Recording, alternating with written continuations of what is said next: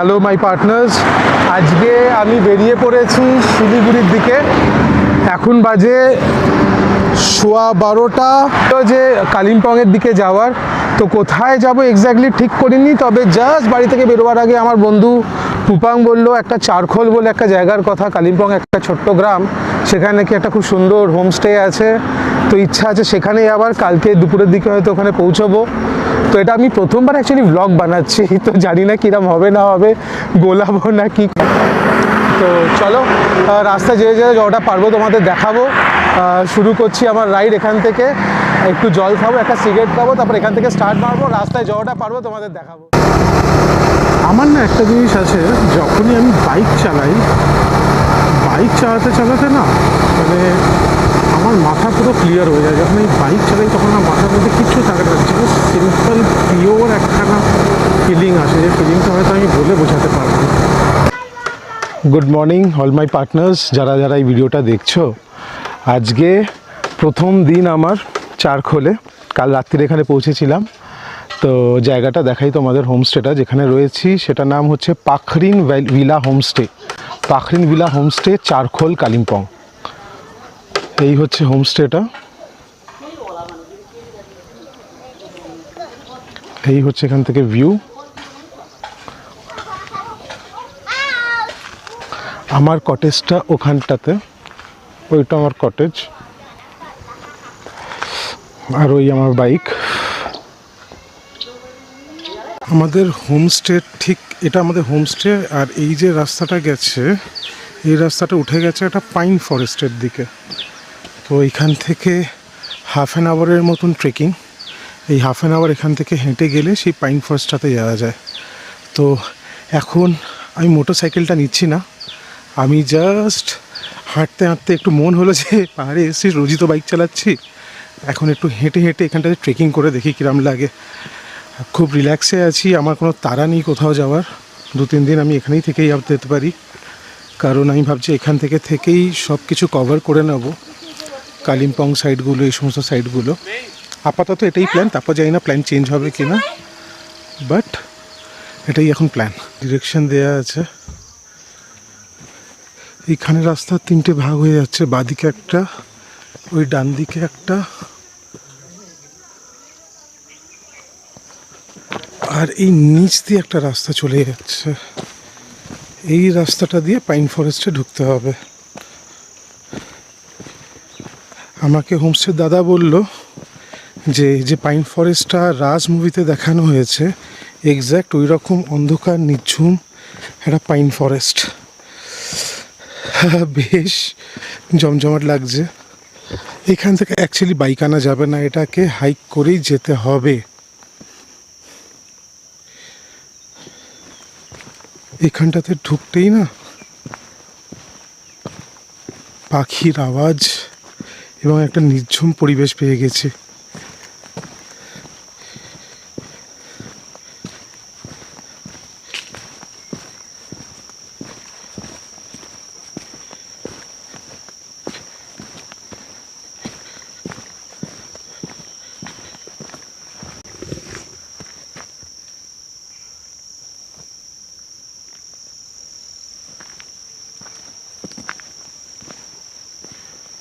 শুধু ঝিঝি পোকার ডাক আর পাখির আওয়াজ শুনতে পাচ্ছি।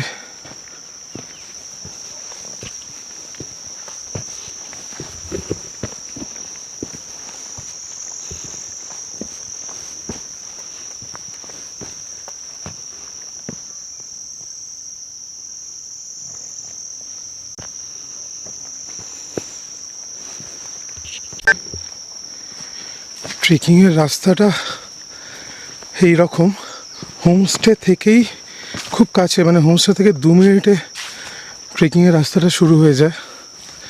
তো যারা যারা এই হোমস্টেতে থাকছো তারা কিন্তু এই ট্রেকিংটা অবশ্যই করো। ট্রেকিং বা হাইকিং যাই বলো না কেন, এইটা অসাধারণ লাগবে। কেউ কোথাও নেই, চারিদিকে জঙ্গল, শুনশান, কিচ্ছু নেই, খালি তুমি আর নেচার, খালি তুমি আর নেচার, আর কিচ্ছু নেই। ঝিঝি পোকার ডাক, পাখির ডাক শুনতে শুনতে এরমভাবে এগিয়ে চলা।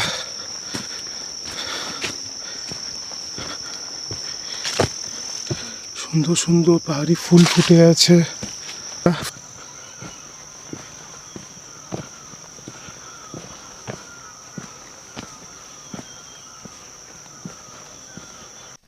এই ট্রেলটার কিছুটা কিছুটা গিয়ে একটা একটা করে বাড়ি ঘরদোর দেখতে পাওয়া যাচ্ছে, মানে বেশ কিছু দূরে দূরে একটা আধা করে বাড়ি। আর এই ট্রেলটা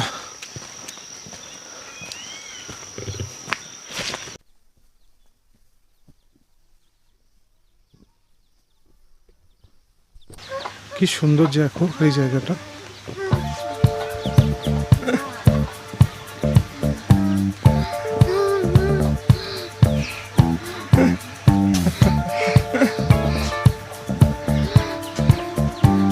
বাড়িগুলোতে এত সুন্দর সুন্দর ফুল ফুল লাগানো, গাছ ফাছ লাগানো, খুব ভালো লাগে দেখতে। এবার রাস্তাটা খানিকটা এরকম হয়ে যাচ্ছে, আর কিছুটা এগোলেই ওই দেখা যাচ্ছে পাইনের ফরেস্ট।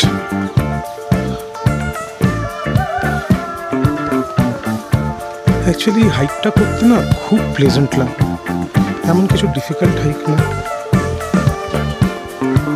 গ্রামটা কি সুন্দরভাবে সাজিয়ে রেখেছে ফুল টুল দিয়ে।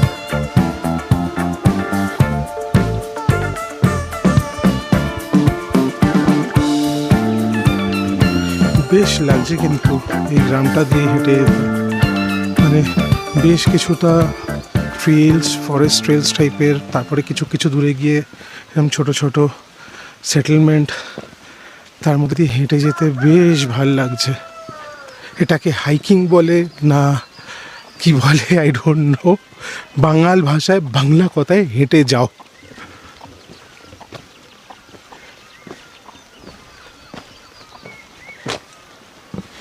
রাস্তাটা কিছুটা এরকম হয়ে যাচ্ছে।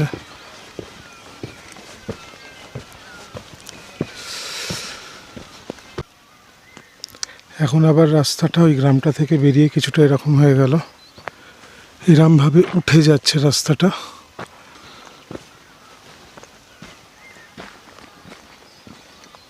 ওই ওপরটাতে পাইন ফরেস্ট দেখা যাচ্ছে, ওটাই বোধহয় পাইন ফরেস্ট হবে, শুরু ওইখান থেকে। এখান দিয়ে ছোটো ছোটো ছোটো ছোটো রাস্তা কেটে যাচ্ছে।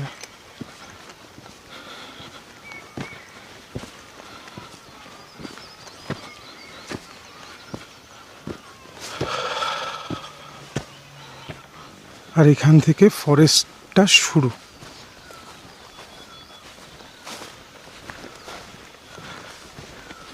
হোমস্টে থেকে কিছুক্ষণ ট্রেক করলেই কিন্তু, অ্যাকচুয়ালি ট্রেক বলবো না, এটা একটা নেচার ওয়াক। আমাদের হোমস্টে থেকে কিছুক্ষণ এই নেচার ওয়াকটা নিলেই না 0.5 ঘন্টা 40 মিনিটে তোমরা এখানে পৌঁছে যাবে। আর বিশ্বাস করো খুব সুন্দর লাগছিল ওয়াক করতে, মানে কোথাও কিছু নেই, কোনো হর্নের আওয়াজ নেই, কোনো বেকার কোনো আওয়াজ নেই, পাখির ডাক, ঝিঝি পোকার ডাক, মাটির গন্ধ, ফুল, মাঝে মাঝে একটা ছোট সেটেলমেন্ট, তারপর এসব করে এখানে ওঠা।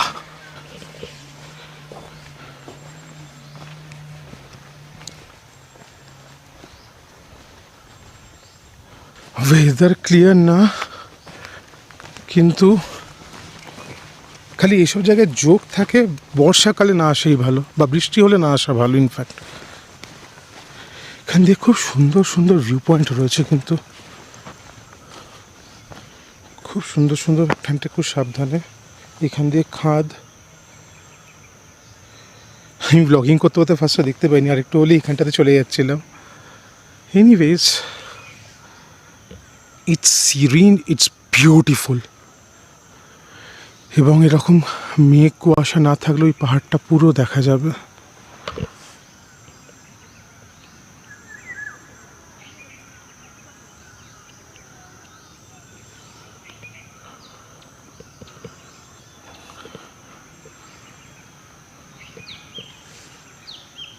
ওখানটা কুয়াশার জন্য দেখা যাচ্ছে না।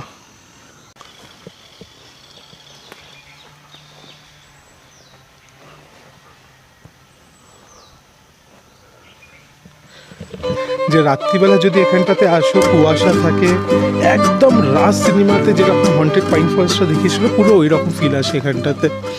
তো এখন নামতে নামতে ফিরে চলেছি আমার হোমস্টের দিকে। Overall it was a fantastic hike.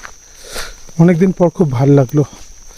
এবং সত্যি কথা বলতে কি, অ্যাজ আ মোটরসাইক্লিস্ট রাইড তো অনেক জায়গাতেই করি, যেখানেই বাইক নিয়ে যাই মনে হয় যে বাইক নিয়ে সারা পাহাড়ের মাথায় চড়ে যাই, কিন্তু এখানটাতে বাইক আনাও যেত না।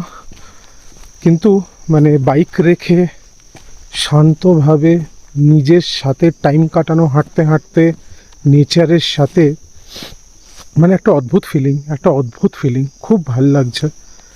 জাস্ট হাঁটতে একটা হাইক নিতে নেচারের মধ্যে দিয়ে এরমভাবে এইরম রাস্তা দিয়ে ওঠা আর এরম রাস্তা দিয়ে নামা, মানে খুব মানে নিজেকে ফুলফিলড লাগছে। ইট ওয়াজ গ্রেট।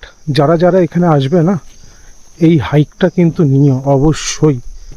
বাইক নিয়ে এসো, বাইক রাখো, রেস্ট নাও, তারপর এই হাইকটা করো, ভাল লাগবে, খুব ভাল লাগবে।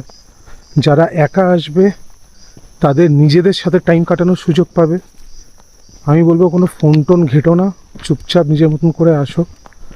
আর যারা বন্ধুদের নিয়ে আসবে তারাও কিন্তু নিজেদের বন্ধুদের সাথে আড্ডা মারতে মজা করতে গল্প করতে এখানে চলে আসবে। এবং সবচেয়ে বেস্ট যেটা হবে, যে যদি নিজের গার্লফ্রেন্ড বা ওয়াইফকে নিয়ে আসতে চাও, খুব ভালো লাগবে। অ্যাজ আ কাপল এই ট্রেলটা করলে, এই হাইকটা করলে জাস্ট নিজেদের মধ্যে একটা রোম্যান্টিক টাইমও কাটাতে পারবে। সুন্দর করে একে অপরের হাত ধরে এই হাইকটা করো, খুব ভাল লাগবে। আমিও যেমন আমার বউকে খুব মিস করছি। তো দ্যাটস ইট। এইবার আমি হোমস্টেতে ঢুকবো, হোমস্টে ঢুকে লাঞ্চ করে এবার রেস্ট। চলো। নমস্কার, আমার নাম সৌনক জয়সওয়াল। এটা হচ্ছে কালিম্পংয়ের একটা খুব ছোট্ট একটা গ্রাম, ঠিক আছে। এখান থেকে আপনি বেস করে অনেক জায়গা ঘুরতে পারেন। যেরকম শিলিগুড়ি থেকে, প্রথম বলি শিলিগুড়ি থেকে কী করে আসবেন আপনি। শিলিগুড়ি থেকে আসতে গেলে মানে এনজিপি বা শিলিগুড়ি থেকে আসতে গেলে তিনটে রাস্তা আছে। একটা হচ্ছে NH10, যেটা আপনাকে কালিম্পং টাউন হয়ে আপনাকে ঢোকাবে। সেকেন্ড হচ্ছে আপনার একটা নতুন বাগারাকোট, আপনারা জানেন, যেটা ইউটিউবে অনেক ব্লগ, অনেক ইউটিউব হয়েছে বাগারাকোট লুপিং ব্রিজটা নিয়ে। ওইটা একটা রাস্তা, যেটা আপনার সেবক কন্ডিশন ব্রিজ হয়ে আসতে হবে। থার্ড আপনার গরুবাথান হয়ে লাভা হয়ে, ওটা একটু রাস্তাটা একটু লং পড়ে, আর রাস্তাটা একটু মানে খারাপও বলতে পারেন। তো আমার অপিনিয়ন NH10 এখন যেহেতু কাজ চলছে, তো লুপিং ব্রিজটাই হচ্ছে আপনার সবথেকে ইজিয়েস্ট অ্যান্ড শর্টেস্ট রুট। তারপরে আপনি এখানে এসে এখান থেকে সিল্ক রুট বা আশেপাশে অনেকগুলো স্পট আছে, যেরকম লোকাল স্পটের মধ্যে যেরকম হচ্ছে আপনার লাভাও আপনি যেতে পারেন, ঋষভ যেতে পারেন, লোলেগাঁও, কাফরেগাঁও, কোলাখামও করতে পারেন যদি চান। এটা বেস করে একদিনেই সব কিছু করা যায়। কালিম্পং তো যে আপনার 9 পয়েন্ট যেটা বলা হয়, সেটাও সাইট সিন করতে পারেন। And third of all silk route করার জন্যে অনেকে বলে চারখোল বা আরেকটা জায়গা আছে সিলেরি, প্যাডং, এইসব জায়গার থেকে মোটামুটি লোকেরা সিল্ক রুটের জন্যে যায়। মানে যারা কলকাতা বা শিলিগুড়ি থেকে আসছেন, তারা এখানে একদিন স্টে করে পরের দিন আবার চলে যায় সিল্ক রুটে জন্য। সিল্ক রুট ওখানে গিয়ে রংলি বা বাদাম চেন বা যেরকম জায়গা জুলুক আছে ওখানে স্টে করতে পারে। তারপর ওখান থেকে বাবা মন্দির, ছাঙ্গুলে, নাথুলা পাস, ওখান থেকে গ্যাংটক হয়েও আসা যায়। তো গ্যাংটকটা একটু লং ডিস্টেন্স পড়বে। তো এটা হচ্ছে আপনার পাম্বু, ঠিক আছে, সামথার ওইটা চলে আপনার দূরে একদম মেঘলা আকাশ যেটা দেখতে পাচ্ছেন, একদম হালকাভাবে দেখা যাচ্ছে, ওইটা হচ্ছে সিটং, ঠিক আছে। আর এদিকে এখন মেঘলা আছে, বাঁদিকে গাছের দিয়ে ওইটা থেকে পুরো মালবাহী পরিষ্কার দেখা যায়, যদি ফগ না থাকে মালবাহী পুরো পরিষ্কার দেখা যায়। মালা বলে একটা জায়গা আছে, ওটা প্রকৃতি ন্যাচারাল সুইমিং পুল, যেটা বলে না ওয়ার্ম ওয়াটার থেকে আরম্ভ করে সব কিছু আপনি ওখানে পেয়ে যাবেন। আর ন্যাচারালি সুইমিং পুলটা বানানো, এমন নাকি কেউ বানিয়েছে ওখানে, তো ওটাও একটা স্পট, আপনি যেতে পারেন। কালিম্পংয়ের ছোট্ট গ্রাম চারখোল, যেখানে আমাদের একটা ছোট্ট স্বপ্নের আস্তানা, যার নাম পাখরিন হোমভিল। একদম নিস্তব্ধ, এখানকে বেস করে আপনি প্রকৃতির নির্জনতাকে উপলব্ধি করতে পারবেন। পাখির ডাক, যেটা আমরা একদম পাই না, সেটাকে শুনতে পারবেন। রাত্রিবেলা ঝিঝি পোকার ডাক, সাথে আমাদের বাঙালি খাওয়া দাওয়া তো আছেই। সাথে এখানে সব সবচেয়ে যেটা আছে এখানে, আমরা কলকাতার রিসর্টে যাই, সব swimming pool is very artificial, কিন্তু প্রকৃতি নিজে থেকেই সুইমিং পুল তৈরি করেছে। সেখানে বসে একটু বনফায়ার, একটু বারবিকিউ, তার সাথে নেচার, খুবই ভালো লাগবে। আপনারা আসুন, সবার জন্যে পাখরিন তরফ থেকে সবার জন্যে একদম নেমন্তন্ন রইল। একবার আসুন, বসুন, ধোয়া ওঠা চা, পেছনে কাঞ্চনজঙ্ঘা, সবাই পরিবারকে নিয়ে, বন্ধুদেরকে নিয়ে এসে একটা দিন উপভোগ করে যান আমার ছোট্ট আস্তানা পাখরিন ভিলা। আচ্ছা, মঠটার ব্যাপারে বলো। এখানে একটা প্রচুর প্রজাতির আপনি মঠ দেখতে পারবেন। তার মধ্যে সবচেয়ে এশিয়ার বিগেস্ট মঠ যেটা আপনি কালিম্পংয়ে দেখতে পারবেন, যদি সময় ঠিক থাকে, বৃষ্টি না হয়, পেছনে আমার ঝকঝকে কাঞ্চনজঙ্ঘা, সেটাও দেখতে পারবেন। সবচেয়ে বিগেস্ট মঠ দেখা যাবে। সবচেয়ে বিগেস্ট মঠ আসবেন, আমার হোমস্টেতে দেখতে পারবেন, প্রচুর প্রজাতির পাখি দেখতে পারবেন। যারা বার্ড ওয়াচিং করতে ভালোবাসেন, ওপরে একটা পাইন ফরেস্ট বলে জায়গা আছে, ওখানে সারাদিন দূরবীন নিয়ে বসলে প্রচুর পাখি দেখতে পারবেন। তো একবার সবাই আসুন, সবাইকে আসার জন্য একদম মন থেকে আমন্ত্রণ।